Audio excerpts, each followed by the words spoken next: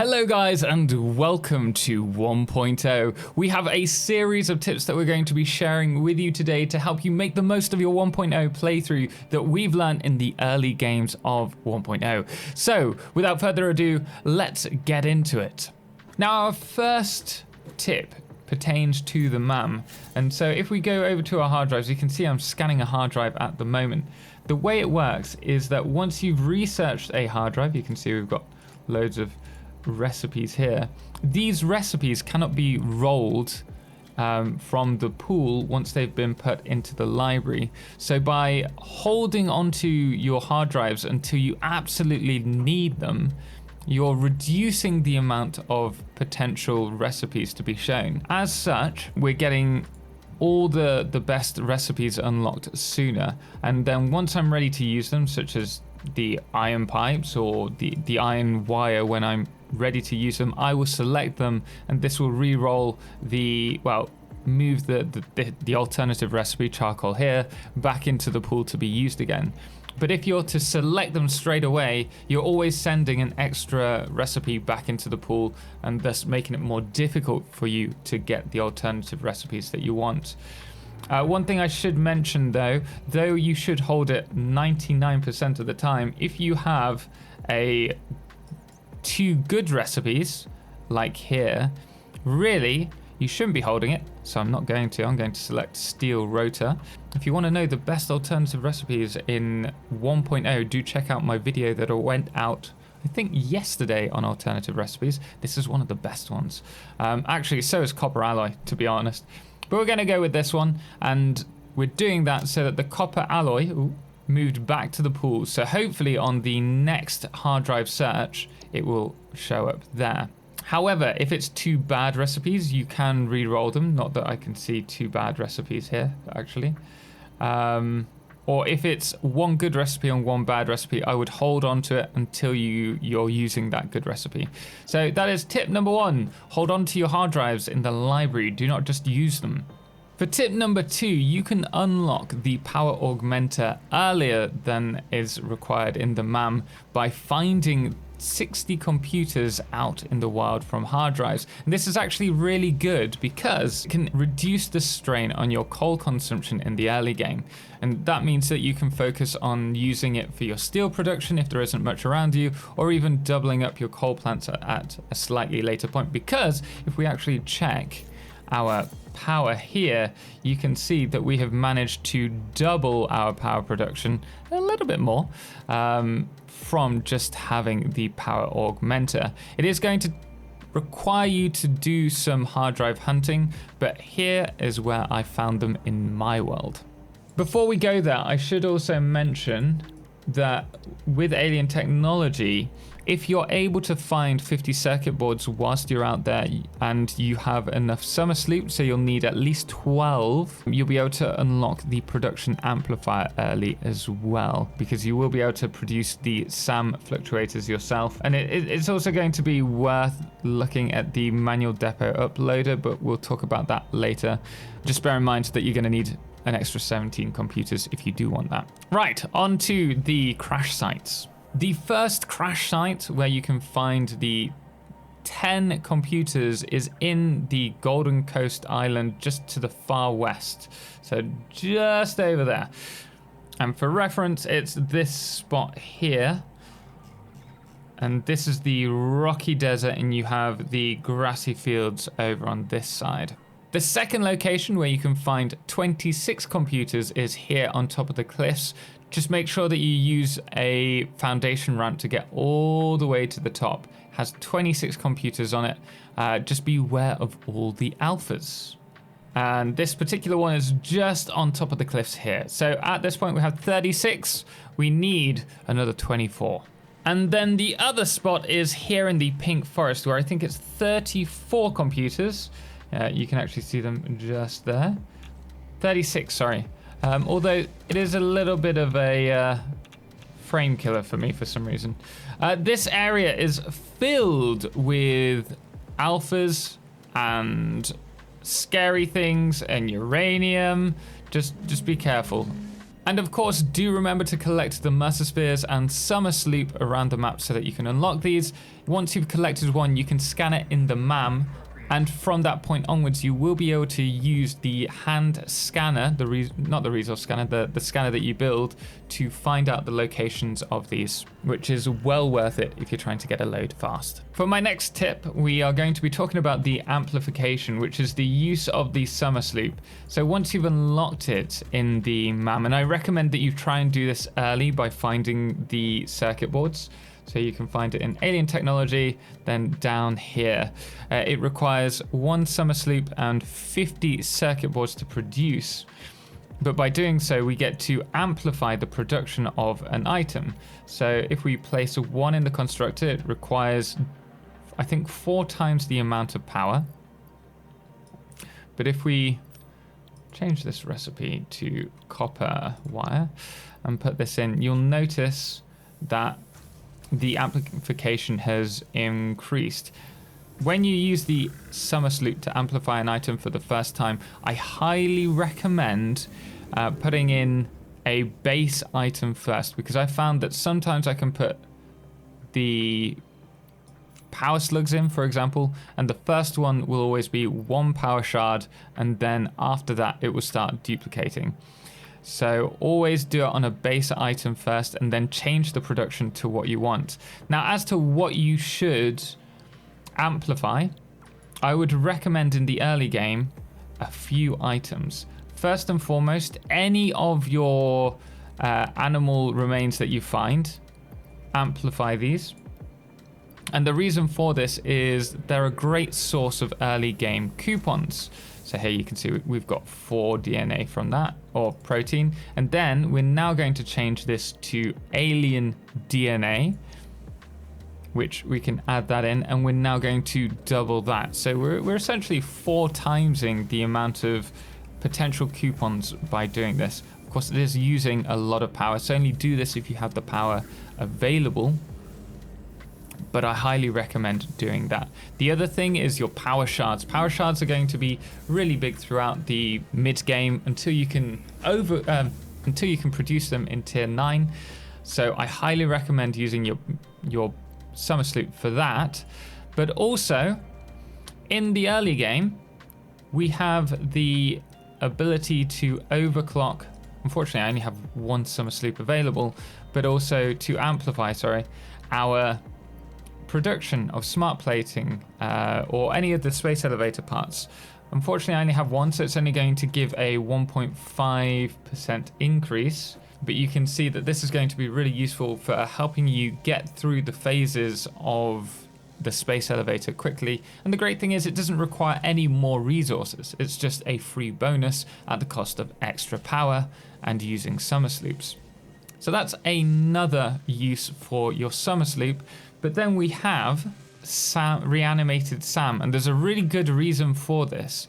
So Sam, if we put our Summer Sloop in, requires a lot of resources, 120 to make 60. We're going to put this in here, but reanimated Sam, we don't really have that much use for it in the early game. We can make the fluctuators by hand, allowing us to build dimensional depots. But apart from that, if you've automated it to your factory, you're just going to be storing a lot of reanimated Sam. However, if we go over to our awesome sink here and we connect this up, if we take another item like silica, which has a 1 step in the constructor process, you'll notice it drops by 20 points each time we put one in. If we replace that with reanimated Sam, you'll notice that it has a it's about 160. Yeah, 160 point coupon point value. So by doubling up your reanimated Sam production from the amplifier, you're going to be getting yourselves a lot of coupons much quicker. This is the basic automation of your awesome shop coupons. We'll talk more on awesome shop coupons in a little bit because there's a new meta in town, but we'll talk about that at the end. Fun fact, there is a collectible helmet that you can find in the Doggo Cave along the Golden Coast, but also you can find some other items there as well. For reference, though you can't see it that well, here is the big arch that goes across, and there's another one here, and then the Doggo Cave is entered from here or also along this side as well. So once you're in there, you'll be able to find some doggos, which is very important in the early game, but also over on this plinth here, you'll be able to find 2 more doggos and the new collectible head, and there is a Xeno Zapper there. However, on top of this, you can also find, if you hug this waterfall, keep going along the cave, there is a doggo nest, let's call it, down here. But up here, you can find, underneath some branches, I had to get rid of the woods, you can find a pair of Blade Runners if you haven't already got them. So it could well be worth it. So do check out all of the nests. There's a load around here. You may need to get rid of some of the wood to find things, but for example, you've also got the Shatter Rebar. I've also been told there's a Xenobasher, but I've yet to find that, and there's some Nobelisk up there. So do a bit of exploring, and if you want those items, come to the Doggo Cave. Now this one isn't really specific to 1.0, but there's always something to make it more difficult. But I have just found out, after almost 7,000 hours, that we can sneak up on the hatches and then destroy them without ever triggering them, and it works on the new alpha ones as well. I do have God mode on, so that big one will hopefully not attack us, and if it does, we won't need to worry. Here we go. Look at this. I never knew this. 7,000 hours, and even if we hit it, it doesn't do anything.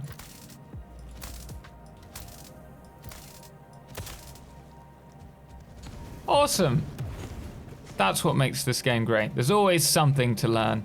Now in 1.0, we have the ability to place straight, 90-degree corners using this straight build mode. This is activated pressing R. Now a few people said that my tip on how to do a right angle isn't really necessary anymore, because we can just use the straight mode, which is 2 in the front and 2 to the side creates that. However, that is not the case, because you will still need to use it for things like your stackable conveyor poles, if you're using stackable conveyor poles, but also for your pipes as well. However, it is also important to note that with the straight build mode, which is activated when you have a conveyor and pressing R, that it depends where you start the belt as to where the right angle is. So if you're always starting from the input side, you're always going to get the angle towards the closer to the output side, as you can see from here. However, it is important to note that if you want a different right angle, you can do it the other way around. And obviously, if you're worried about it not going in the right direction, just place a straight line just after it, and you can place it there. The other thing with the straight mode, and probably where it really comes into its own, is if you are using around your factory elevators, because you don't need to worry about anything. You just place it and it will snap to it. And so it makes building above much better. So it makes creating elevated production buses that much easier when it's from one elevator to another. And here's an example of me using it. We've taken it from this elevator here over to a point by that corner. Just makes everything so much quicker and easier to do when you're elevating items. Another thing when it comes to using these straight conveyors, when it goes up a ramp, you will see there are different spots, again, depending on where you place your output conveyor pole. So we have this one here, it's quite high up. However, if you move it further across, you can see that it's leveling out a bit more. It's still a bit high. And then if you go all the way across, it's down here. So you need to be aware of that. It also applies the other way around. in a different position. So make sure if you are taking resources up ramps that you place them, all the supporting poles, in the same positions. Otherwise it's going to look a little bit odd. With 1.0 we now have the automated, or I say automated, an input belt on our biomass burners. Let me get rid of this chainsaw, it's driving me mad. It keeps opening up. And so we can set up efficiently our solid biofuel lines in order to produce solid biofuel and then split to our biomass burners. Now, a single solid biomass fuel constructor produces 60 fuel per minute, running at full efficiency. And these, if you look over here, we can see consume 4 per minute, which means that they can run on 15, or we can have 15 biomass burners to a single solid fuel constructor. So I recommend setting that up and just forgetting it. So any wood or any leaves that come in, you have them go through the constructors and then feed into these, and just make sure that you balance it all out as well. I thought that maybe we should go a little bit more in depth on the biogens, because I'm recording this in stream at the moment and there was a question about why balance and not use a manifold. If you use a manifold, it prioritizes the first few machines, and so if the last couple of machines run out of juice, there's a chance that you're going to trip your factory sooner and have to go and manually remove and replace the solid biofuel that's been buffered in the first few. So to do a perfect balance for a 15 biomass burner setup, you need to do this setup here. So you have, coming out of your machine immediately, a splitter. Now I've only done a 1-5 balancer. You need to use 3 of these, 1 on each of these outputs. So 1 would be on this one, 1 on this one, and then this one here. And so what we've done is a merger followed by a splitter, which splits into 2, and then one of them has 3 outputs in use and the other one 2 in use, with a third output flowing back to the merger beforehand. And the reason we do that is to trigger the cycle of a split between 1 and 5 again. I go more into detail about balancers like this in other videos, so I do recommend checking them out if you find that useful. But for most machines, you might as well use a manifold if you've set up your lines perfectly. But repeat this on each of the initial outputs, and you can run a load balancer for 15 biomass burners. Next, I wanted to talk a little bit about the alternate recipes again. There are so many really good alternative recipes in 1.0, and I think it's very easy to stick with our own ways and be like an old dog, can't learn new tricks, and just go with what recipes you know and are comfortable with. But do make sure to check out the new recipes. For example, one of my favorite recipes at the moment is iron pipe. Iron pipe allows us to cut coal out of the steel pipe production in its entirety, though it is a lot of resources.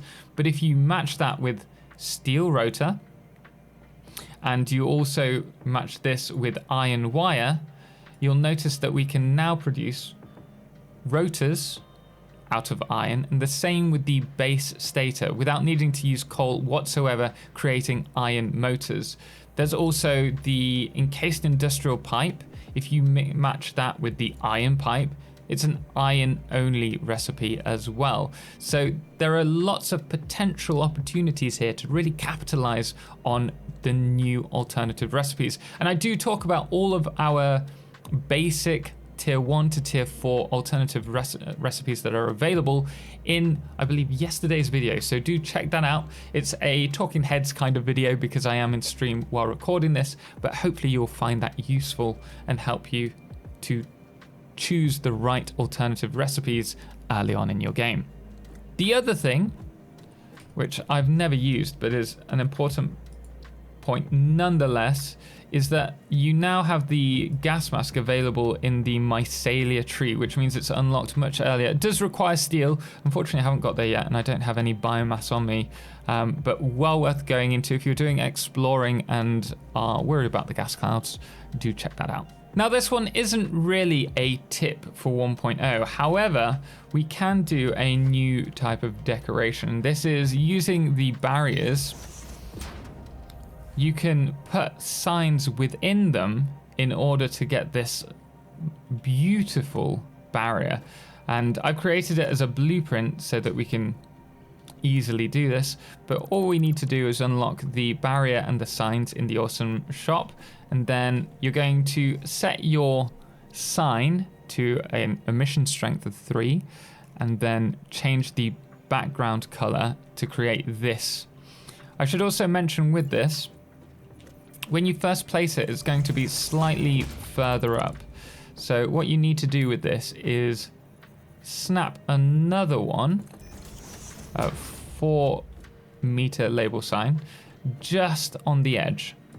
From there, you can delete that, paste the light that you've just selected, whatever color, and then snap this in. The only issue is that you cannot change the color once it's been placed with the barrier. But it looks pretty awesome. So well worth doing. And you can do this with the larger version as well. So we just grab that. Great way to light up your outer walls or even your inner ones. My next tip pertains to the dimensional depots. Once you have them unlocked, they're going to be really useful. Ideally, you want to have one for every item that you are producing. And an easy way to fit them into your storage area in the early game is just to place them on top of your storage and then connect them up with a Mark 1 conveyor. Like so. And now that's going to start storing our modular frames, and we'll be able to grab them as and when we see fit, nice and easily. But we'll be doing a storage system with this in mind later on.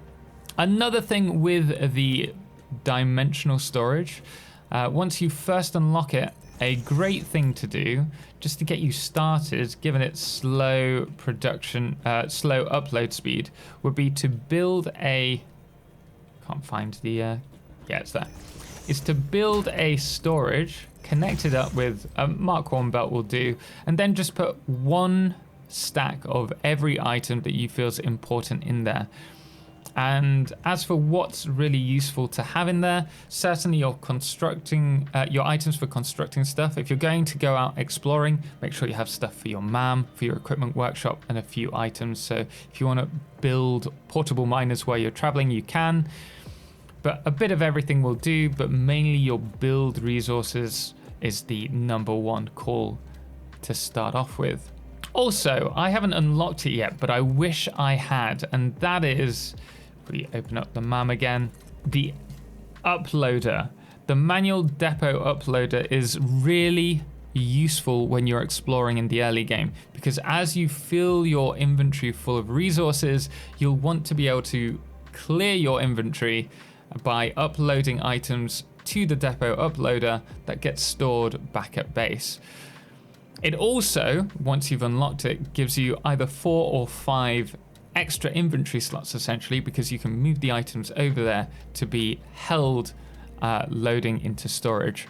Well worth it. Do consider getting that if you have a few extra computers, which we actually do, but I'll save that for later. The meta in the game for early game coupons doesn't just stop at syncing the SAM, reanimated SAM, but also our doggos. Somehow they've got a massive buff. And so once you've tamed a doggo, and to do that you need to find a doggo, and before it runs away, when it's looking at you, you need to place a pale berry on the floor. So you just take it from your inventory and you drop it in front of you, and the doggo will go and collect the pale berries. And then after a while, come here, the doggo will give you free stuff. This is free stuff. So here you can see, free stuff has given us 12 modular frames, and to put that into perspective, when you start off the game, this is going to give us a ton of resources. So though it's not necessarily specific to 1.0, it is a big change that the doggos now give such good stuff. Also, their reload time for free stuff seems to be much quicker, but that might just be me. But here you go, we're on 1,790 coupons. We've only unlocked a few, and boom, that is what we're talking about. And it's not just fused frames, there are so many other things. We've had nuclear noblists from them, we've had cooling systems. Well worth it. 29 tickets just off the bat. Now you may have noticed that we're using advanced game settings for part of this tips and tricks video, and part of that allows us to give ourselves items like wastes. So I'm just going to give myself 2 of these for this next point, and that is, if your doggo gives you any uranium waste, or you pick up uranium, actually I think you can just delete uranium, but waste, certainly, you can go over to the toilet and interact with it and place your waste in there. Unfortunately, it's only 1 at a time, so you will start to take damage. But it does allow you to get rid of waste or slugs, as I found out earlier. Oh yeah, probably while we're here I should mention, if you want to customize your character, you can do so. If you're an early backer, you'll get the gold and stuff. And then there's also some other fun things to play around with, including color. Choose it, do what you want. A lot of chat have recommended that you unlock the parachute early on, because it's going to be really resourceful and useful whilst you are exploring. And I had a lot of trouble finding my hard drives yesterday because I just couldn't get to other parts of the map. So you can use this, and it's not one-time use anymore, unlike it was in the very early release of the game. This was actually changed in the update 8, if I remember rightly, but this could be a really useful way to get from A to B. Also, if you want to stop, you can just press C, and then you can activate it again. Oh, I activated fly mode. Whoops. There you go. And you can speed up by holding your shift key as well. So do use that, and you see to release it. But guys, thank you so much for watching, and thank you so much to all of our amazing supporters on Patreon, most notably our Lunar Eclipse patrons, Firebless, The Calamity, Ben and Star, and our Bloodmoon of the day, which today is Shlom. Until next time, as always, ciao for now.